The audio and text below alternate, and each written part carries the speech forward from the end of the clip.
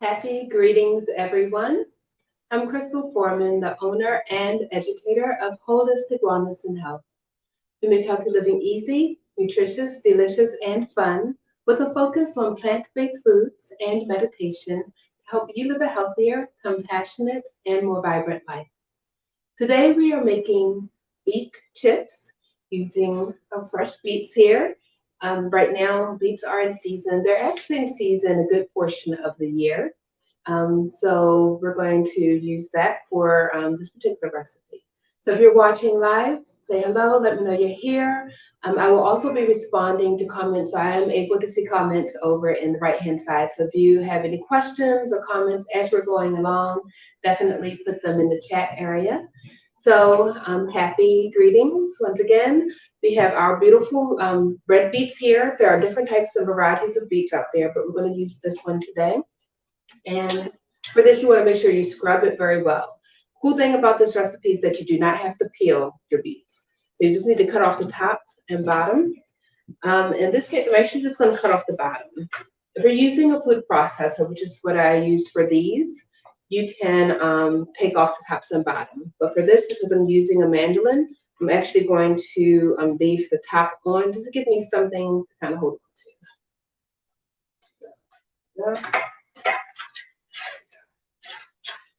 Okay. Because this also has a grater on the bottom, just have to be a little careful with it. I'm not going to do too many. This is actually a Dollar Tree one, but it works for what I need it to. Once I get it going, there we go. So does anyone have any questions as we're going along? This is kind of shredding too at the same time. Let me do it on this side. It's not doing this ideal. So does anyone have any? Hi, Cousin Rosita. It's good to see you here. So I'm going to act like we've done this already. We have our beets ready to go. Another thing you can do is just use your knife. So if you don't have a mandolin, you don't have a food processor, just use your knife and thinly slice. If they are a little thicker, so some food processors will make thicker slices. So I have this one came out thicker than these. I used the exact same food processor with the exact same blade, but I did the slow setting, made these thinner. You would think that it would be different, but the slow setting made these thinner. These are slightly thicker, so they're going to take a little longer to bake to get crisp. But that's fine. So if you don't have the super knife skills to get them super thin, you can just let it bake a little longer, and they'll still be crisp. So I do have a trick with the recipe. So there are different types of ways to do your beet chips. I found that this way definitely produces crisp chips. Sometimes I've gotten like kind of soft chips or soggy. They still taste good, but they don't have that crunch. So this will give you the crunch. Let's see. Hi, Lynette. Good to see you here as well. So we're broadcasting on Black Veg Society's page, as well as Holistic Wellness and Health's Facebook and YouTube channels. Make sure you subscribe to the channels as well. So I have my chips, my slices here. Just gonna put that in the bowl. And we're going to put in 1/4 cup, 2 tablespoons to 4 tablespoons of oil. So I'm using grapeseed oil right now. I'm just gonna put half of that in, and salt. I'm using pink Himalayan salt. I'm gonna put on about a teaspoon. Mix that all together.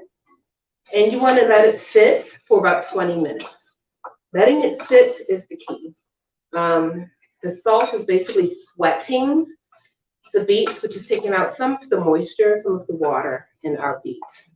And you can just take that liquid that is produced and use that to saute or use it in your veggie broth as well. So definitely don't throw that out. But this process helps to make sure it's crisp. So you definitely want to do the sweating. Some people will sweat other produce like eggplant and zucchini, just to get some of that moisture content out. So that's what we're doing here. So we're going to let them sit for about 20 minutes. But magic of being prepared, you already have some sitting here that's been marinating or sitting for or sweating for 20 minutes. And you will see here that it's already started producing some liquid. So we're going to not use the juice. Let me get a little closer. We're not going to use that liquid for this recipe, but you can definitely use it for something different. And here's another part. So yes, I love beets too. I actually grew up thinking I did not like beets because I would eat the canned stuff or the things that you see at like the salad bars. And I would get like a little bit just to put on my salads because I thought it was healthy, but I didn't really like them. It's like a kind of like because they were sweet, but I didn't really like. And then I had raw beets, and I was like, oh, okay, it's not so bad. But when I had roasted beets, I was like, oh my goodness, these are like the best things, like a secret. And beet chips, I love root chips. So beet chips, sweet potatoes, really any type of root veggie that can be baked, can be made into a chip. I love it all. So instead of buying chips, because you can actually buy beet chips, but right now, like they're in season, I get the produce boxes. So I have plenty of beets. So I was like, other than just roasting them, I'm going to make some chips because I like to have something to snack on. So this is a great, healthy, nutrient-dense snack filled with potassium and vitamin A. It has lots of vitamin C as well. One tip to make sure that your chips come out very nice and crisp is you want to make sure that your beets are not touching when you're placing them. They're going to shrink up some anyway, so they're like if they're touching a little bit, they're not going to be touching for long. But if you can place them so they're not touching, that is ideal. That one's ready. Just gonna check our comments. I've always pickled my own since I was 19. So Rosita says she's always pickled her own. And I do have a recipe for pickled beets. We made pickled beets last year, actually year before. And we did the shredded method. And they turned out really well. I agree. Making your own is actually easy. And it's like tastes so much better. So check out that video. You can just do a search for pickled beets on the YouTube channel, and you'll be able to find that recipe. So in our Facebook group, we've been focusing on beets. That's our produce of the month. And next week we are going to be making the perfect roasted beets. So definitely tune in for that. I'm just going to place the rest of these. So there are different ways to roast. I've done high heat roasting of or making these chips, so you can do like 400 degrees for about 15 minutes, and you just have to check to make sure it doesn't burn. But I found that doing like 300 degrees works really well. It does take longer. It takes about 40 to 60 minutes depending on your oven. So you just want to like check. I was checking like every 20 minutes. And also depends on how thick your slices are. So the thinner slices are going to cook crisp a lot faster. You don't want them to brown. So just keep your eye on them. I do like the slower method. You can also use a dehydrator if you have one.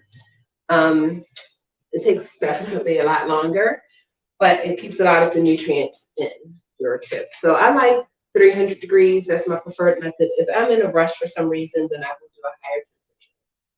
Let's see. Cool.